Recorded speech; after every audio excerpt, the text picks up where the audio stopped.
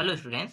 मैं अभी आप लोगों को दिखा रहा हूँ ये जो है ना, ये मॉडल क्वेश्चन पेपर है और आपके वार्षिक पेपर में आए हुए ना प्रश्न पत्र है जिसे हम अनसॉल्व्ड कहते हैं। ठीक है।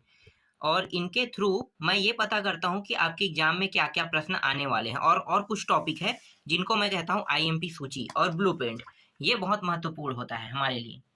जब भी मुझे कोई प्रश्न निकालना होता है तो मैं इसको देखता हूँ। जैसे ये गणित सब्जेक्ट का है, मैं आपको ब्लूप्रिंट दिखा रहा हूँ, देखो। ठीक है। ब्लूप्रिंट में देखो, बीजगणित वाला टॉपिक है। बीजगणित में 20 नंबर का प्रश्न आएगा, 4 नंबर के एक एक प्रश्न आएंगे, दो प्रश्न 2 नंबर का और दो प्रश्न 3 अंक का। ठीक है। तो मैंने 6 नंबर के बता दिया है इंपॉर्टेंट। ठीक है। और ये जो 3 नंबर है, 2 और 1 बचा हुआ है, तो मैं कैसे निकालूंगा? 3 नंबर के 2 प्रश्न, फिर 2 प्रश्न, फिर 4 प्रश्न, ये निकालना है मुझे। तो मैंने ना पहले ही बता दिया है कि 3 नंबर में कौन कौन से आ सकते हैं। तो मैं आपको दिखाता हूँ, देखो। जैसे ये 2 नंबर के हैं, ये जो प्रश्न है जिनको मैंने टिक किया है ये 2-2 नंबर के हैं। ठीक है। थोड़ा सा बड़ा हो जाएगा तो वो कितने नंबर में हो जाएगा? 3 नंबर का।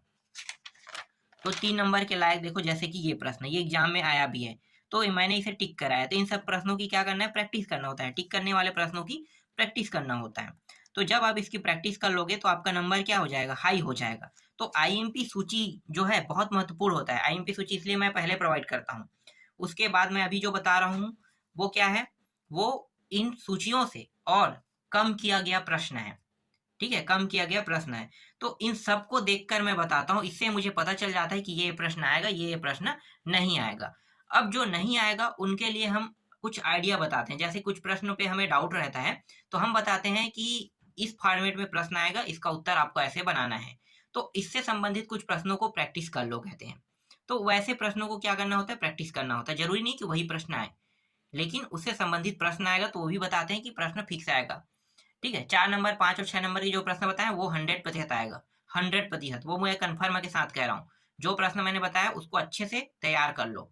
ठीक है। अभी आपका पेपर होना बाकी है, थोड़ा सा लेट है, तो आपको समय मिल गया है, अच्छी बात है। जो लोग गणित से डर रहे हैं तो गणित से डरना नहीं है, जो बता रहे हैं उन प्रश्नों को पढ़ो।